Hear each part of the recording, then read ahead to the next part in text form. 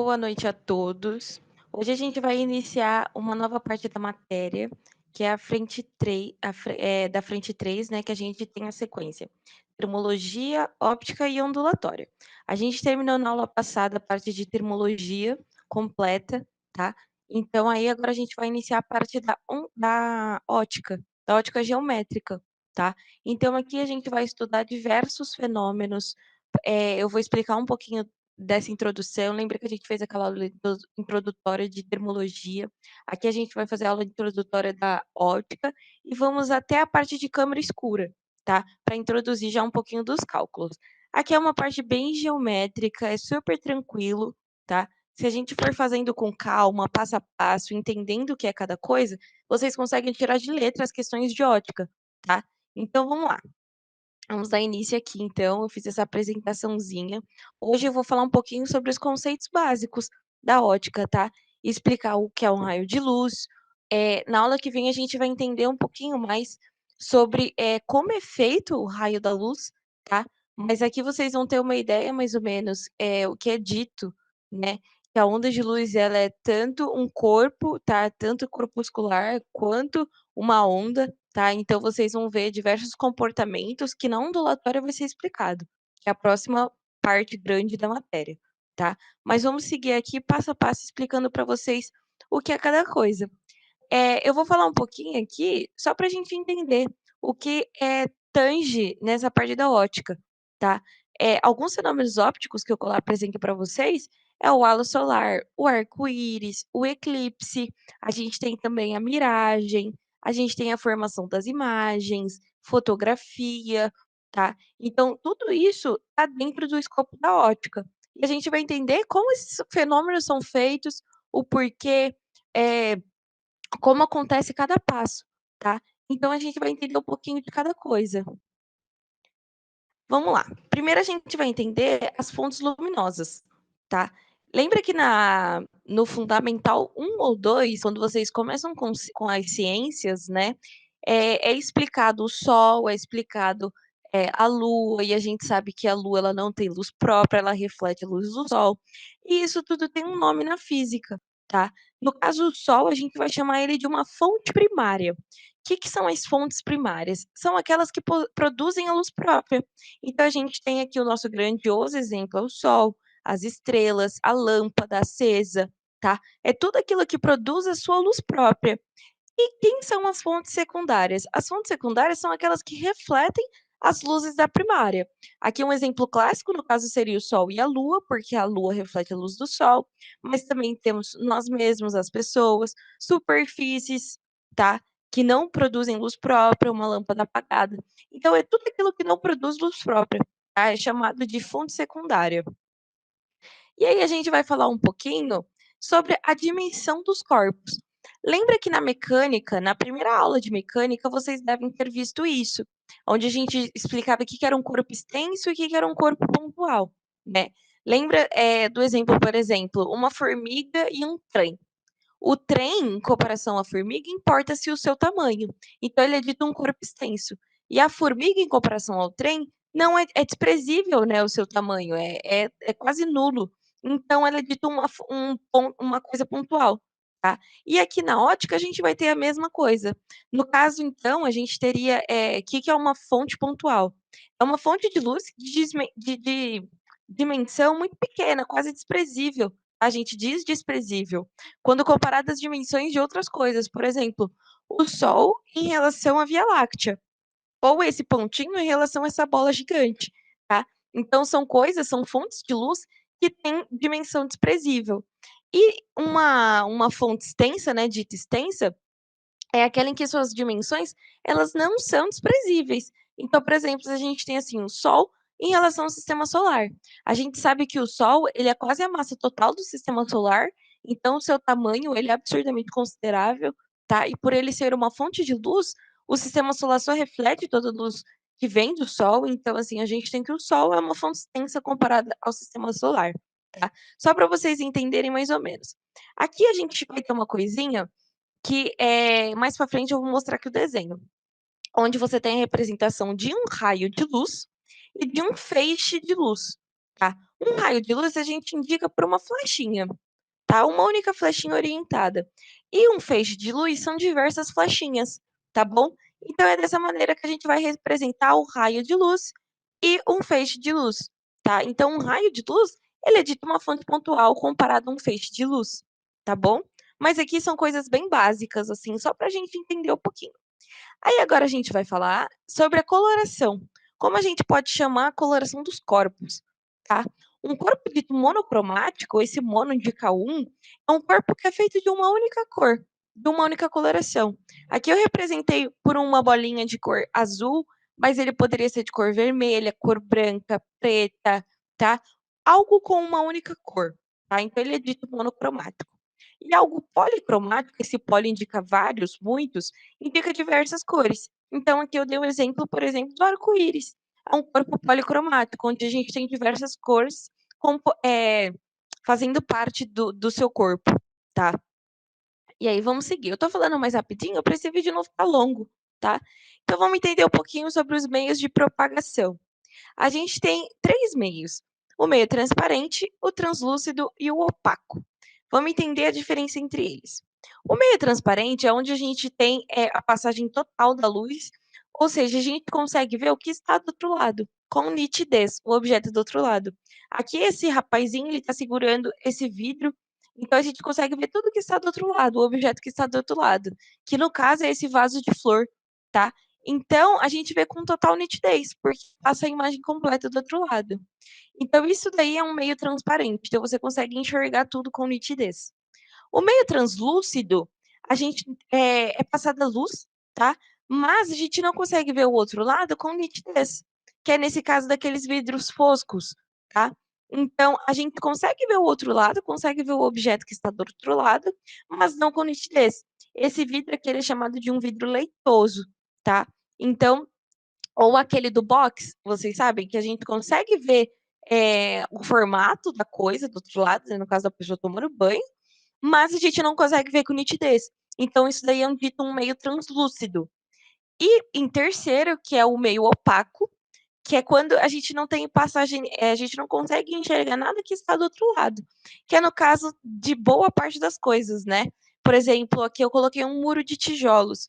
A gente não consegue enxergar o que está do outro lado do muro, né? Então, um muro, uma parede, um objeto opaco, ele impede totalmente a passagem da luz, tá? Então a gente não consegue enxergar o que está do outro lado. E vamos explicar algum dos fenômenos que a gente tem. Vocês estão vendo aqui que eu falei que eu ia explicar, né, ia mostrar para vocês como a gente representa um raio de luz? A gente tem três fenômenos, tem a reflexão, três fenômenos básicos, tá? Aqui para a gente iniciar. Então, a gente tem a reflexão, refração e a absorção de um raio de luz. Na reflexão, o que que acontece? Vocês estão vendo essa flechinha? Ela vem, bate no que a gente tem no nosso objeto e volta para o meio, tá? Essa flechinha aqui, olhando para uma só, ela é dita um raio de luz, tá? Se a gente olhar essas flechas como um todo, que são quatro ou poderiam ser mais, é dito um feixe de luz, tá? Então, um feixe de luz é um conjunto de raios de luz, tá? E a gente vai representar sempre os raios dessa forma, como uma flecha, uma linha com setinhas indicando o sentido, tá? Mas vocês vão ver que é indiferente o sentido, tá? Eu poderia colocar tanto assim quanto ao contrário, tá bom? Então, o que que acontece na reflexão? Na reflexão, a luz atinge o meio e retorna para o meio de onde ela veio, tá? Retorna para o meio original, tá bom? Então, isso é dito uma reflexão. E como é que a gente vai chamar esses raios, tá? Eles têm nomes.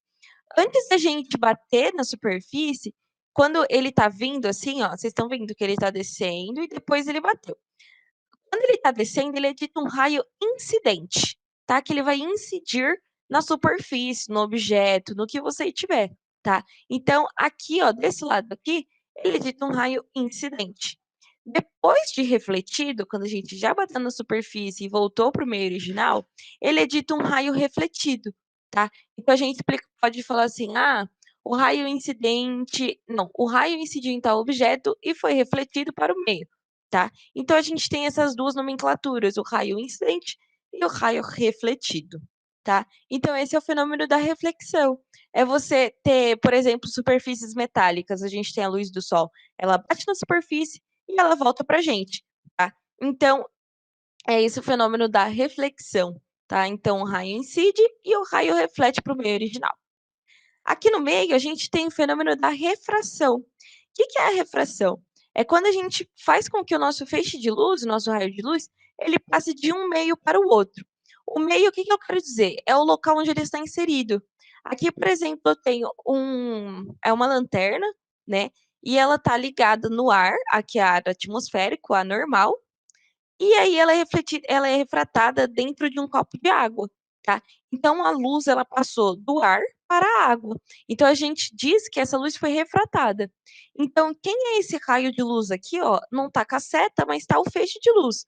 Imagina que tem um raiozinho saindo daqui, um único raio. Ele é dito antes de bater na superfície, ele é um raio incidente. Depois que a gente passou de um meio para o outro, então a gente foi do ar para a água, a gente refratou. Então ele é dito um raio refratado, tá? Então, raio incidente, raio refratado. Se a gente tivesse refletido, então seria raio incidente, raio refletido para cá, tá? Voltando para o meio ar, tá bom? Então a gente tem essas nomenclaturas. Então, refração é quando a gente passa de um meio para o outro. Mais para frente, bem mais para frente, na verdade, a gente vai ter os dióptros planos, que são duas lentes, mas lentes ou objetos assim que a gente está paralelo e a luz ela vai passar de um meio para o outro. Ou a gente tem também, vamos ter diversas outras leis que vão explicar, porque na refração a gente tem que a nossa luz, o nosso raio de luz, vocês estão vendo aqui que ela desvia de onde ela estava na direção original. E a gente vai aprender a calcular esse desvio, tá? Então na refração acontecem fenômenos bem bacanas, tá? É igual a gente colocar um dedo dentro de um copo de água e enxergar. Vai parecer que o nosso dedo está deslocado, né? Não vai estar na mesma direção que a gente colocou. Isso são fenômenos que acontecem na refração, então são fenômenos bem bacanas. E por terceiro, o fenômeno que ocorre é a absorção. Então, por exemplo, na nossa parede de tijolos, a gente tem, imagina que ela absorve toda a luz. O que é absorver? É não refletir e não refratar. É a gente reter essa luz, tá? Então a luz é retida na superfície. E outro fenômeno bem bacana que acontece na absorção é o quê? Essa luz, ela possui uma energia, que a gente vai chamar de energia luminosa. Quando essa energia luminosa ela é absorvida, algo vai acontecer com essa energia. Ela não vai sumir do nada, tá? E o nosso objeto ele não vai ficar lá brilhando para sempre, tá? Então a gente tem que essa energia luminosa ela é transformada em energia térmica. Então superfícies que ocorrem a absorção tendem a esquentar, tá? Porque ele vai absorver essa energia luminosa e vai transformar em energia térmica. É isso que ocorre, tá? Então, esses são os três princípios básicos, assim, três fenômenos básicos, para a gente começar a estudar a ótica. Aí agora a gente vai ver como é feita a coloração de um objeto, tá? Como é essa cor que a gente enxerga. A gente tem que a cor branca, a gente vai falar um pouquinho de cada corzinha, tá? Lembrem-se no ensino fundamental de vocês, ou na Páscoa, que a gente canta muito, né? É, a gente tem as cores primárias e as cores secundárias, terciárias, etc. Quem são as cores primárias? Verde, vermelho e amarelo, né? Peraí. Vermelho, amarelo e azul. É isso? É vermelho, amarelo e azul. Isso, falei tudo errado. Vermelho, amarelo e azul. Aí a gente misturando essas cores, a gente vai ter as cores secundárias. Que a gente vê com o roxo, a gente vê com o verde, a gente vem com essas outras cores, tá? Eu acho que eu falei correto as cores primárias. Talvez eu tenha confundido o verde e o amarelo. Mas, enfim, peraí, deixa eu só confirmar. Me embananei, é isso mesmo, tá correto. É azul, vermelho e amarelo. Azul, vermelho e amarelo. Eu sempre troco o nome de cores, eu sou péssima com isso. Nome de objetos também eu troco. Então, perdão. Então, é azul, vermelho e amarelo, tá? E aí, a gente misturando essas cores, a gente tem as cores secundárias, por exemplo, laranja, o roxo, o verde e etc, tá? Então, como é que é feita essa daí? A gente enxerga um objeto, a gente está enxergando a cor dele. Mas, comparado aos fenômenos ópticos, que é essa cor desse objeto que a gente enxerga, tá? Imagina que a gente tem um feixe de luz branca que é a luz branca? A luz branca é a composição de todas as outras cores, tá? Isso foi Isaac Newton que ele fez com o prisma óptico. Ele colocou, sabe, tem uma capa de uma banda que é dessa maneira, tem um prisma, um raio de luz branca e saindo do outro lado o arco-íris. Então ele entendeu, ele conseguiu provar que a luz branca ela é composta de todas as outras cores do arco-íris, tá?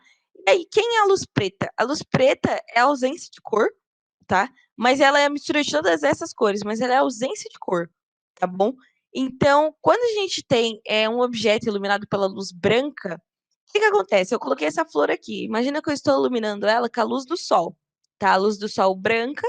E aí, a luz do sol, que é branca, ela contém todas as cores. Então, a gente iluminou a nossa plantinha. Essa cor que a gente enxerga é a única cor que a plantinha não absorve. Por exemplo, aqui essa voltinha vermelha.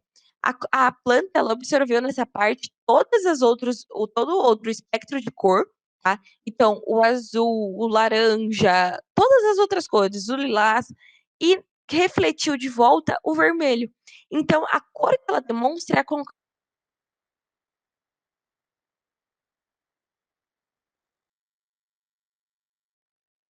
Então, nesse caso aqui, a gente tem toda a natureza, todos os objetos que a gente enxerga dessa forma. A gente ilumina por uma certa cor, por exemplo, branco, tá? Para enxergar realmente a cor que ele é. E ele vai nos refletir a cor que ele não consegue absorver. Então, a cor que ele não absorve é a cor que a gente enxerga, tá? E a gente tem que ele. Aqui, peraí, deixa eu voltar um pouquinho. Na reflexão, eu esqueci de falar duas coisas. A gente tem essa reflexão dessa forma, de maneira regular, e a reflexão de forma irregular, que é quando a superfície é rugosa. Então, a gente vai ter que alguma coisa vai estar menos nítido, ou os raios, esses raios não vão estar arrumadinhos dessa forma, vão estar bagunçado, tá? Então, aqui, no caso do nosso objeto, ele vai refletir em todas as direções, tá? Então, vamos lá. E outra mais, uma coisinha, um detalhe, a gente vai falar sobre os filtros de cor. O Enem gosta de cobrar isso, tá? Mas a gente pode ter também, só por curiosidade, para entender o que, que acontece. Como eu falei, quando a gente reflete, quando a gente incide um objeto com a luz branca, ele vai nos refletir as cores que ele não consegue absorver, que é a cor que a gente enxerga, tá? E o que, que seria filtrar uma cor? Seria permitir a passagem de uma única cor. Aqui eu peguei a bandeira do Brasil como exemplo. Quando a gente ilumina a bandeira do Brasil com uma luz branca, na parte que é verde, o que que acontece? Lembrando que a luz branca ela é composta de é a composição de todas as outras cores. Então, a parte verde aqui, ela vai absorver todas as cores do espectro branco e vai nos refletir a luz verde, tá? Porque ele não consegue absorver a luz verde. Na parte amarela, igualmente, a gente tem que ela absorve todas e reflete a amarela. Na azul, na branca, igualmente, tá? E aí, se eu incendiar a nossa bandeira do Brasil, com a luz azul, o que, que vai acontecer? A parte verde consegue absorver todas as cores menos a azul, menos a verde. Se eu incendiar ela com a cor azul, ela consegue absorver, ela não consegue absorver a verde. Então, absorve completamente a parte verde. A absorção de todas as cores, né, é a composição da luz preta. Então, a gente tem que a luz preta, ela é a absorção de todas as cores, é a ausência de cor.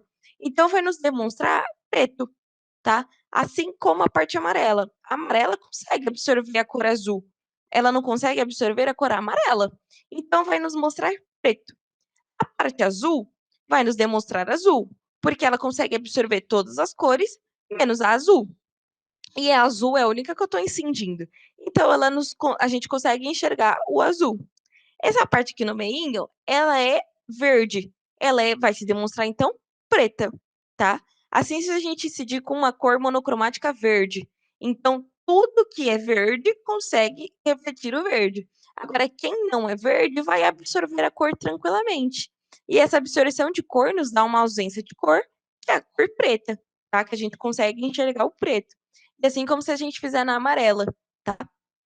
Então, tudo isso ocorre dessa forma, tá? Então, os filtros de cores é a permissão da passagem de cor de uma única cor. E aí você vai ver, o meu objeto, ele é dessa cor? Se sim, a gente vai conseguir ver ele da cor que ele é. Se não, ele vai se demonstrar preto, porque ele consegue absorver, tá? Então, é dessa forma que os filtros de cores funcionam. Vamos lá. Agora a gente vai falar de alguns princípios. Deixa eu só beber água. Agora a gente vai falar de alguns princípios da óptica geométrica, que vai nos permitir, a partir de agora, falar um pouquinho sobre a formação das imagens, sobre o início da fotografia, que são as chamadas, câmera escura, tá. Então a gente vai entender um pouquinho sobre tudo isso que acontece e por que acontece, tá. Nós temos 3 princípios que eu vou apresentar nessa aula, e vamos lá. O primeiro princípio, vocês viram no ensino médio, é a propagação retilínea da luz. O que é a propagação retilínea da luz? Ela é enunciada da seguinte maneira: em um meio homogêneo e transparente, a luz propaga em linha reta, tá? Então é o que a gente vê, por exemplo, quando a gente varre a casa e está passando luz na nossa janela. A gente consegue ver exatamente os raios de luz. E ele é linear, ele é reto. Aqui eu coloquei essa imagem dessa floresta sendo iluminada pela luz do sol. E aí a gente tem que, por exemplo, as folhas barram a passagem da luz do sol, deixando a sua sombra, tá? E a partir da sombra a gente consegue ver exatamente os raios de luz reto, assim como a sombra desses troncos aqui, tá? Então, a propagação retilínea da luz nos diz isso, que num meio homogêneo e transparente, a luz propaga em linha reta. É o que a gente vai fazer com os desenhos, com as formações de imagem. A gente sempre vai traçar ou reto ou paralelo, tá? Então, sempre vai ter essa forma. Então, a gente tem que saber que a propagação da luz, ela é de forma retilínea, tá?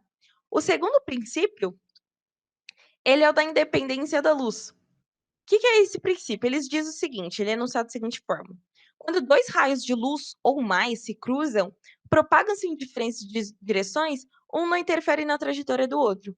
Se vocês já pegaram dois lasers e ligaram um no outro, vocês conseguiram observar isso. Aqui eu coloquei essas luzes de balada, a gente tem essa luz branca, a luz verde, a vermelha e a azul, e uma está cruzando a outra, mas uma não interfere na outra, tá? Isso é o que eu falei no início da aula, que a gente vai entender, um comportamento da luz pela parte dela ser ondulatória, tá? E teoria corpuscular da luz, que a gente vai vendo detalhadamente ao longo desse curso, tá? Então aqui nessa segunda imagem eu coloquei um feixe de luz azul, um feixe de luz amarelo. Vocês podem ver que eles se cruzam, mas depois do cruzamento, depois da interceptação, eles seguem seu caminho normal, as suas colorações normais, tá? Então, é o princípio da independência da luz. Mesmo que dois raios se cruzem ou mais, eles vão seguir o seu caminho e um não vai interferir no outro. Aí a gente tem, por último, o terceiro princípio, que é o da reversibilidade da luz. Como ele é enunciado? No meio homogêneo e transparente, a trajetória descrita por um raio de luz não depende do sentido de propagação. A gente observa isso quando a gente está dentro de um carro e a gente olha para o retrovisor. Por exemplo, quem está no banco de trás, olha para quem está no banco da frente, e quem está no banco da frente consegue ver quem está no banco de trás, tá. Então a gente tem esse princípio, que é explicado dessa forma, eu consigo te ver e você consegue me ver, tá. Então não depende do sentido de propagação desse raio de luz, tá. Então a gente tem esses 3 princípios: propagação retilínea, que é o que aqui nos vai interessar mais, porque tem diversos fenômenos que ocorrem a partir disso, tá? Que é um deles eu vou falar hoje, é a independência dos raios de luz e a reversibilidade. Aqui eu vou mostrar para vocês algumas das aplicações desses princípios. Por exemplo, a gente tem esses 3 aqui são do primeiro princípio, da propagação retilínea da luz. A gente tem a formação da sombra e penumbra. Eu vou mostrar na próxima imagem como ela é feita. Eu não lembro se está na próxima imagem ou se está nessa aqui mesmo. A câmera escura nos permitiu, a fotografia, o cinema, tá? Então a gente tem que o nosso raio de luz, aqui do nosso corpinho, aqui do nosso homem, o objeto, ele reflete para todos os lados. E a gente vai ter um raio vai sair do topo da sua cabeça e descer sentido do chão. E um vai sair do seu pé em sentido do céu. E com isso a gente vai colocar eu vou explicar já mais detalhadamente a câmera escura, tá. Mas com isso, se a gente fizer um orifício numa caixa preta, a gente vai ter a formação da imagem do nosso homenzinho, ele vai ser, transmitido do outro lado, tá. E é dessa forma que a gente vai formar também as imagens quando a gente falar de espelhos, tá bom? O eclipse, que a gente tem, por exemplo, o Sol, a Lua, e eles ficam em tais posições que é formada uma sombra atrás da Lua, tá? Ou atrás do Sol, quando a Lua consegue cobrir o Sol. E é isso a formação do eclipse solar ou lunar, tá? Deixa eu ver se eu coloquei da sombra e penumbra, eu acho que eu coloquei. Coloquei. Então a gente tem aqui uma fonte de luz, ela coloquei aqui uma fonte extensa, tá? Onde ela consegue cobrir todo o nosso objeto. Na parte que esse raio de luz é totalmente coberto, atrás a gente tem a formação da sombra, que é a ausência da luz. E a penumbra é aqui, ó, desse jeitinho aqui.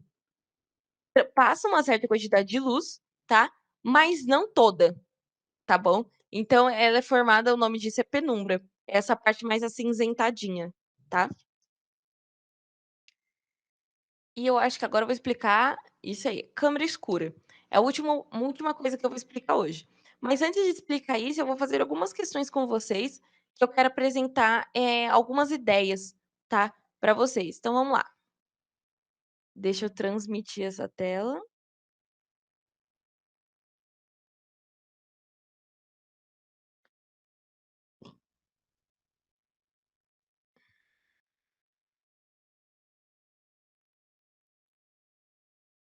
Peraí que eu não tô conseguindo parar. Vou transmitir outra tela para vocês. Então vamos lá. Acho que vocês já conseguem ver. Pronto, agora já conseguem ver. Essa aqui é a lista de exercícios de agora, tá? Deixa eu reduzir? Não, vou fazer assim mesmo. Então vamos lá, Enem 2017. No hemisfério sul, lembrando para vocês pausarem, tá? E tentarem resolver sozinhos, mas se não conseguir, segue ouvindo a minha explicação, tá? Fenômenos ópticos, vocês conseguem interpretar bastante as questões, tá? Menos até as de continha vocês conseguem interpretar. No hemisfério sul, os solstícios de verão, momento em que os raios solares incidem verticalmente sobre quem se encontra no Trópico de Capricórnio, ocorre no dia 21 ou 23 de dezembro. Nessa data, o dia tem o maior período de presença de luz solar. A figura mostra a trajetória da luz solar nas proximidades do planeta Terra, quando ocorre o fenômeno óptico que possibilita que o Sol seja visto por mais tempo pelo observador, tá? Então, vamos lá. Qual o fenômeno óptico mostrado na figura? O que está acontecendo? Aqui a gente tem a atmosfera. Vocês estão vendo que aqui esse meio é diferente dele? A gente tem, quando a luz é passada de um meio ao outro, isso aqui ocorre, o nome disso é o quê? O nome disso é refração, tá? Então, quando a luz ela passa de um meio para o outro, a gente tem que ocorre o fenômeno da refração, que é explicado aqui pela letrinha A, tá? Então, a refração da luz solar ao atravessar as camadas de ar com diferentes densidades, tá? Então, a gente tem que a luz solar ela vai passar por diversas camadas. E essas camadas, a gente passa de um meio, tá? Então, a gente está passando de um meio para o outro. E quando a gente passa de um meio para o outro, é refração, tá? Na letra B, só para vocês descartarem, a polarização da luz solar. Vocês vão ver polarização ou na parte de elétrica ou na minha de ondulatória mais para frente, tá? Mas não foi o que eu expliquei na aula de hoje. Então, essa questão vocês conseguiriam eliminar. C. Reflexão da luz solar nas camadas mais altas da ionosfera. A reflexão, ela seria o quê? Você bater na atmosfera e voltar de volta, tá? E não é isso que está acontecendo. D. A difração da luz solar ao contorno da superfície da Terra. E o espelhamento da luz solar através da atmosfera. Esse espelhamento poderia se encaixar como uma reflexão, tá? E se a reflexão não é, o espelhamento também não é. Então, letra A, refração. Aí eu vou fazer a questão 5 com vocês. Vamos lá. Essa questão 5 eu coloquei aqui de uma maneira fácil, mas se eu não me engano, foi a FUVEST ou a Unicamp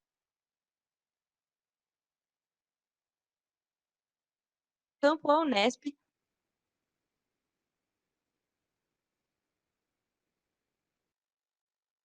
Um anos-luz, se eu não me engano, no vestibular que cobrou. Ai, acho que eu caí.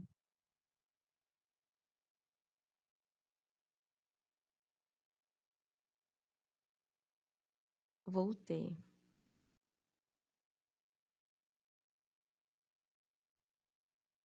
Pronto.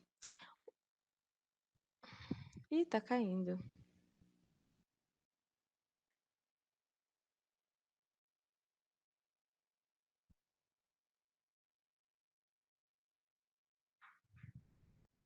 Então, Ih,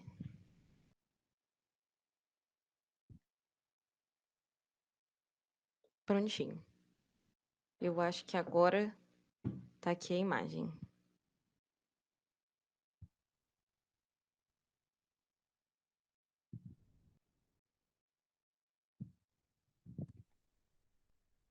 Prontinho.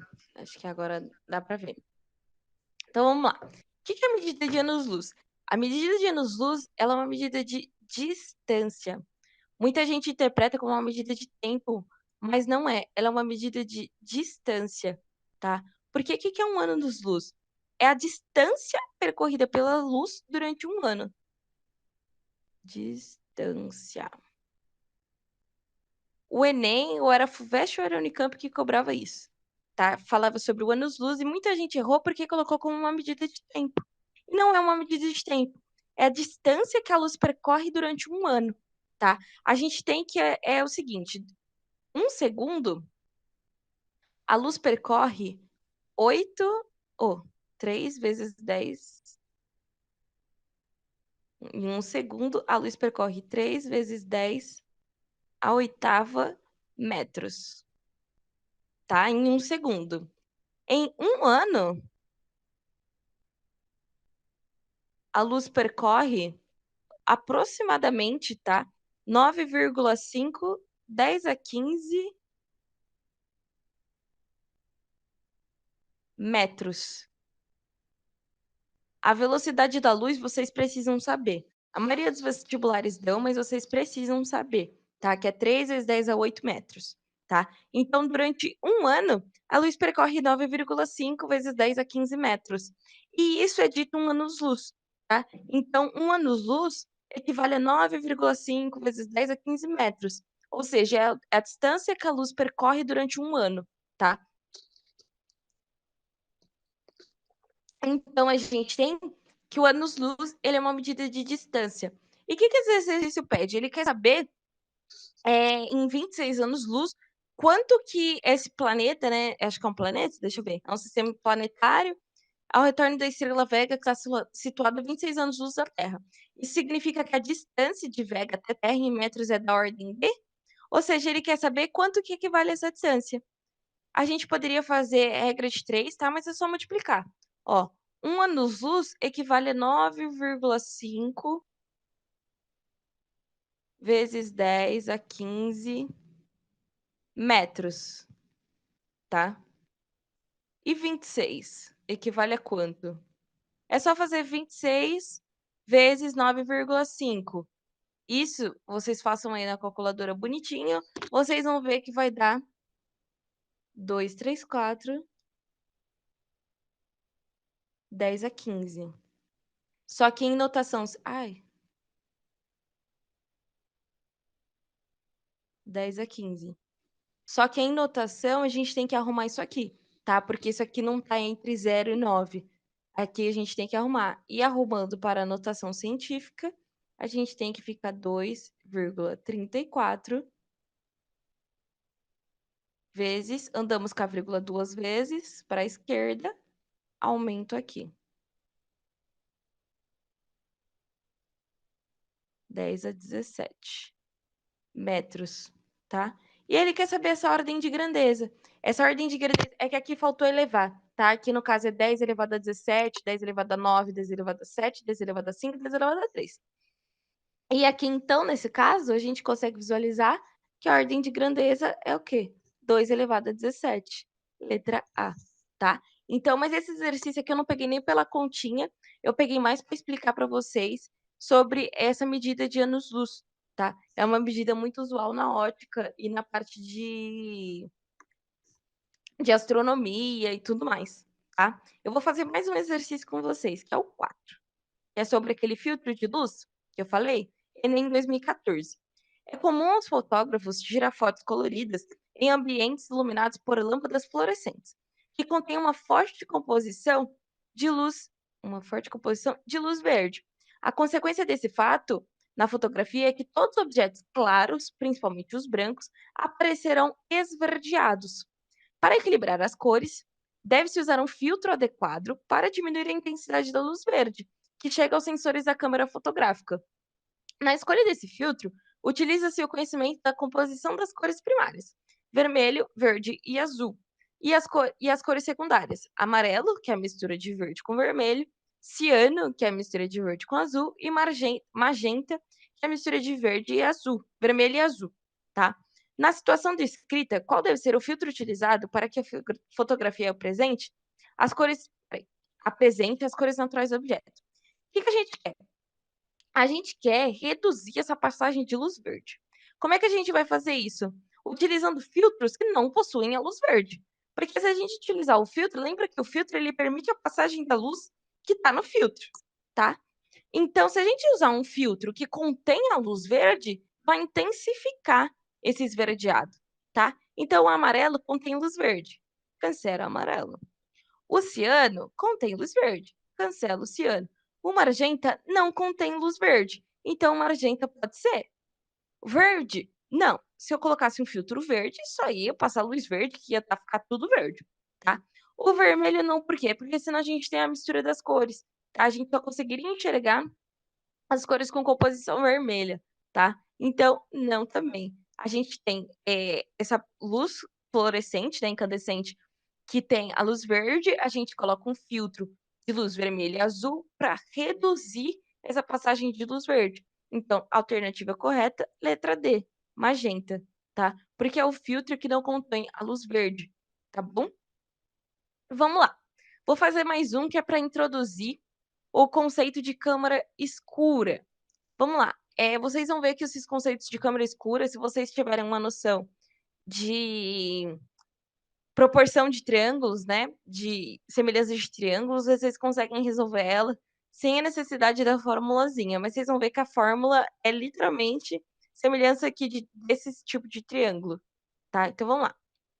Um edifício iluminado pelos raios solares projeta uma sombra de comprimento de 72 metros. Simultaneamente, uma vara vertical de 2,5 metros de altura colocada ao lado do edifício projeta uma sombra de 3 metros. É a altura do edifício. Então vamos lá. Edifício projeta sua sombra. Vou colocar assim. De 72 metros. De altura H. O edifício tem altura H. E a vara projeta uma sombra de 3 metros. E essa vara tem uma altura de 2,5 metros. Tá? Então, vamos lá. Como é que a gente vai fazer isso? Vamos relacionar?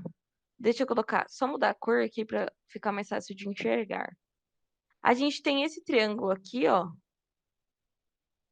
E esse aqui. O que eu quero relacionar? Eu quero relacionar essa altura com esse comprimento. Essa altura com esse comprimento. Então, a gente vai ter o quê?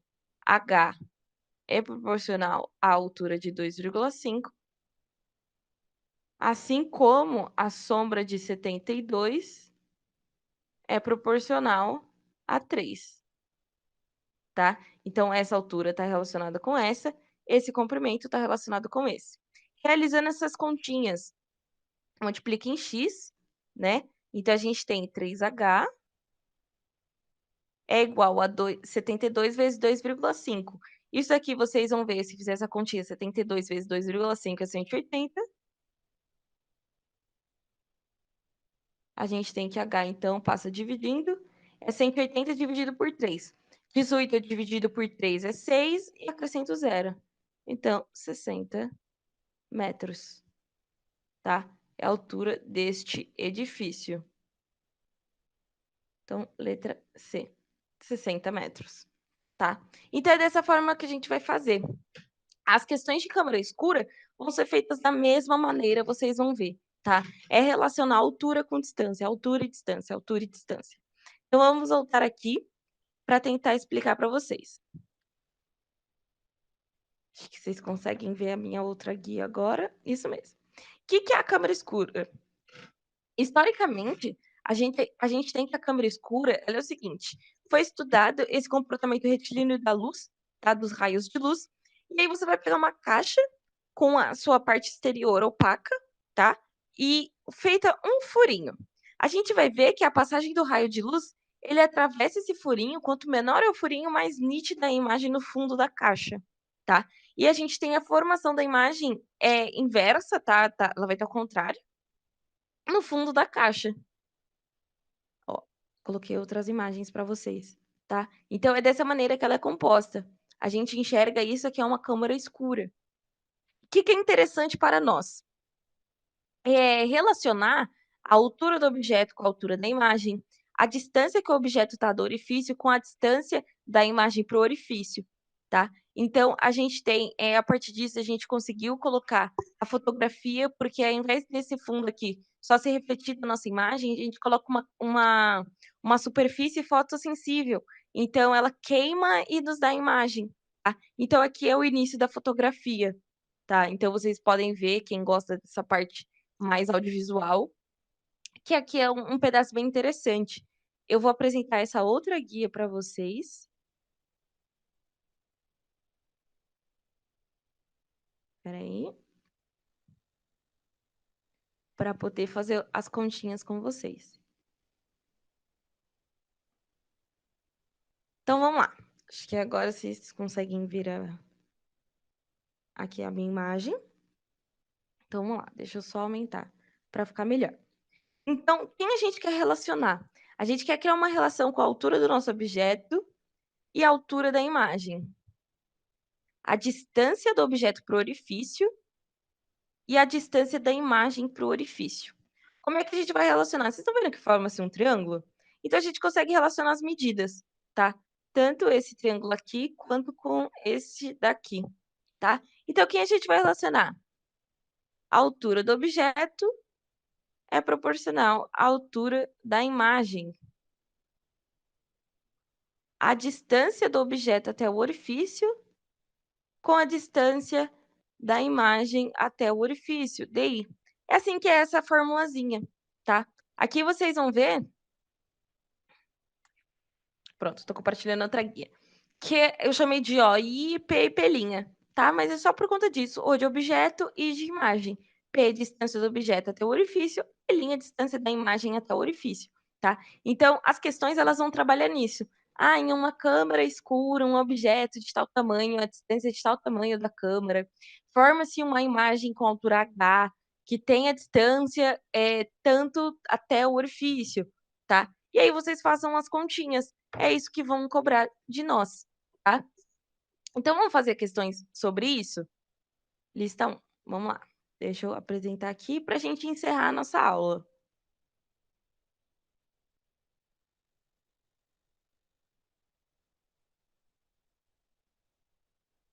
Vamos lá.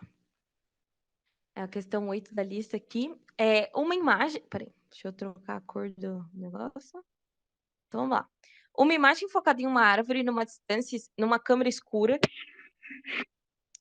dista 50 milímetros do orifício e tem uma altura de 20 milímetros. A árvore está a uma distância de 15 metros do orifício. Qual é a altura da árvore?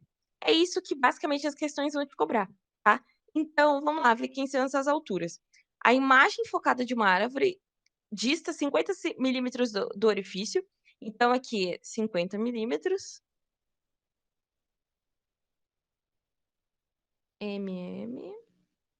De altura 20 milímetros. 20 milímetros. A árvore está a uma distância de 15 metros do orifício. Qual é a altura da árvore? Então, vamos lá. Primeiro, eu vou fazer uma análise com vocês das medidas, tá? Deixa eu colocar aqui. Essa, ó, é o que a gente quer saber, que é a altura do objeto. A altura da imagem, 20 milímetros. Distância da árvore até o orifício, 15 metros.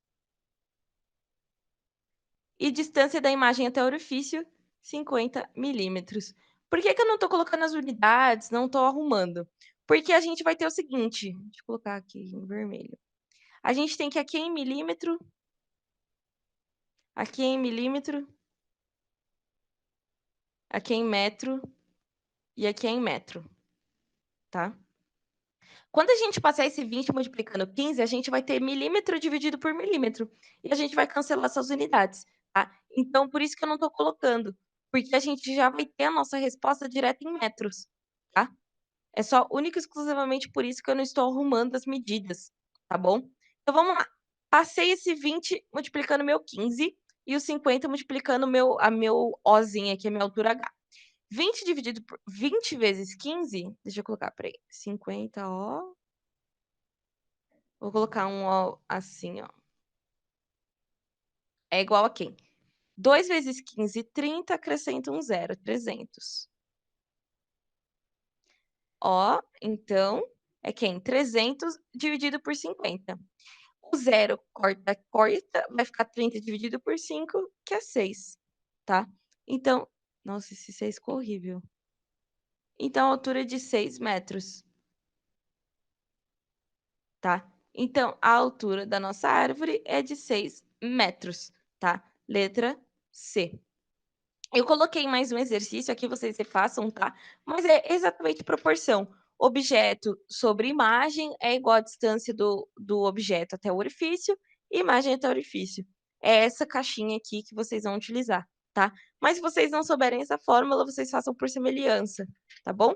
A 9 eu vou fazer por último, já que eu introduzi já a câmera escura. Vamos lá, para 10. A gente quer saber, vocês leiam esse texto depois, a gente quer saber qual é essa altura H, tá? Então, vamos lá. Distância do objeto sobre imagem é igual a distância... Ui. Distância do objeto até o orifício, distância da imagem até o orifício. Quem são esses valores? Ó, eu tenho, é a altura do meu objeto, 3 metros. A altura da minha imagem é o que eu quero descobrir, tá? Ó, aqui, ó, calcule a altura H da imagem, tá? Vai ser igual a quem? Distância do meu objeto, esse é o meu P, e esse aqui é o meu P', tá? Distância do meu objeto até o meu orifício, 5 metros. Distância da minha imagem até o orifício, 6 centímetros. Aqui é dado em centímetro, tá? Nossa resposta vai ser em centímetros. Aqui é metro, metro, centímetros.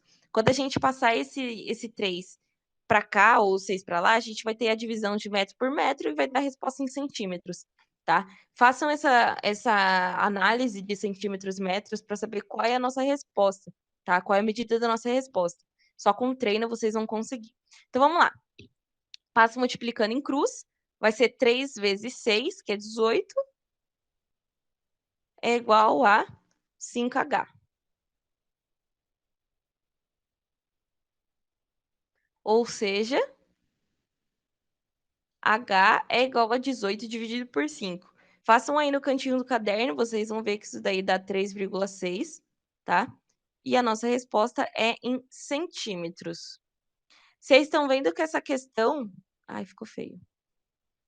Vocês estão vendo que essa questão, ela é dissertativa, ela não tem opções, tá? Então, qual é a maneira correta de vocês responderem? Sistema internacional. E qual é a medida do sistema internacional? É em metro. E lembre-se que 1 centímetro equivale a... Peraí, 1 metro equivale a 100 centímetros. Então, isso aqui é a mesma coisa que 10 elevado a menos 2 metros, tá? Ou 0,01 metro, tá? Só estou escrevendo em notação para acostumar vocês. Então, aqui a gente tem que é 3,6 centímetros ou 3,6, 10 a menos 2 metros, tá? Isso é o mesmo que escrever 0,036 metros, tá? Só para vocês que não estão acostumados com a anotação. Metros. Vocês poderiam escrever dessas 3 formas. Assim é o adequado para uma resolução de segunda fase, tá? Então, vamos lá. A gente só aplicou, vocês poderiam fazer por proporção de triângulos, sem problema algum, tá bom? mas essa formulazinha nos ajuda. A última questão que eu venho trabalhar com vocês é essa questão 9, que é sobre filtros de luz, novamente, tá? Que é a da bandeira do Brasil. Então, a gente tem que a bandeira do Brasil incidida por uma luz branca, ela reflete suas cores originais. Por exemplo, verde, amarelo, né? Azul e aqui o branco, né? E as letras em preto, em verde, né? Então vamos lá. O que que tá acontecendo? Ele fala que ele vai. Peraí, deixa eu grifar aqui. For iluminado por uma luz monocromática amarela. Então a gente vai ter esse filtro amarelo, a gente só vai deixar com que a luz amarela passe. Quem é amarelo vai continuar refletindo amarelo, porque ele não consegue absorver o amarelo. Então, quando a gente ilumina a bandeira do Brasil pela luz amarela, quem é amarelo vai continuar sendo amarelo. Agora, quem não é amarelo vai absorver essa cor.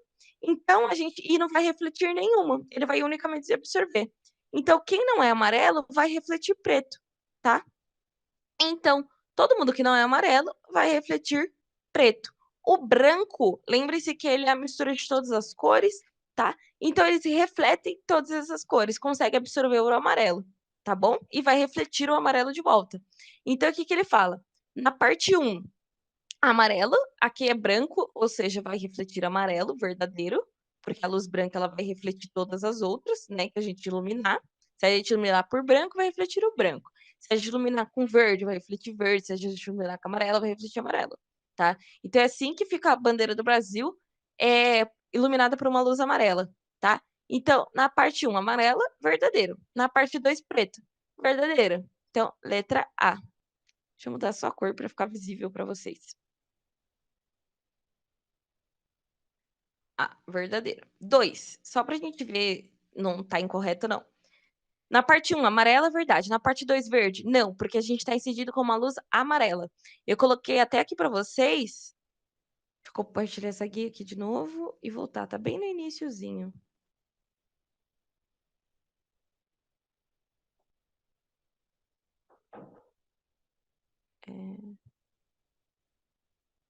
Peraí.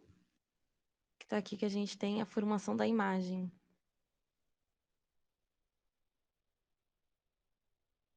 Lembra que eu coloquei a bandeira do Brasil e eu coloquei ela sendo revestida por diversas cores, né? Tem uma travada aqui. Prontinho. Então, a gente tem aqui, ó, incidindo pela luz amarela. Deixa eu aumentar o zoom. Pela luz amarela. Quem é amarelo continua sendo amarelo, quem não era amarelo vira preto, tá? Tirando o branco. Então, a bandeira do Brasil fica dessa maneira, refletida pela luz amarela, tá bom? Então, vocês voltem na aula e vejam. Então, pessoal, o que eu tinha para dizer para vocês é hoje, essa lista vai ficar disponível para vocês, tá? Que eu fiz agora. E deixa eu parar a apresentação. E na próxima aula a gente vai falar do restante dos fenômenos, tá bom? Muito obrigada e até a próxima aula.